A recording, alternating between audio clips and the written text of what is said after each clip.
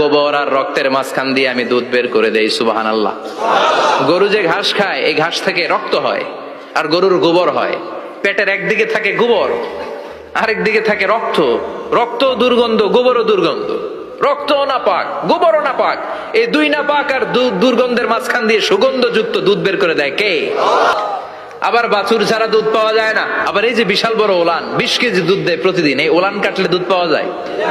এক ফোঁটা দুধও ওলানটা কেটে টুকরা টুকরা করলে আপনি পাবেন না। এটা আলাদা মেকানিজম। এটা ভিতর থেকে একটা নির্যাস। বাছুর নিয়ে দুইটা ঢু মারবেন, ওই নির্যাস দিয়ে দুধ বেরোতে থাকবে গোবর আর রক্তের মাঝখান দিয়ে। চিৎকার করে পড়েন আল্লাহু আকবার।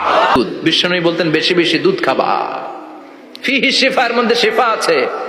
ফি লাবানিহা শিফা ওয়া লুহুমিহা দা, গরুর দুধে আছে শিফা, গরুর গোশতের মধ্যে আছে রোগ। আবার বিশ্বনবী মায়েদেরকে বলেছেন, ও মায়েরা, সন্তান হওয়ার পরে 2 বছর দুধ খাও। এজন্য বাচ্চাকে শাল দুধ খাওয়াতে হবে।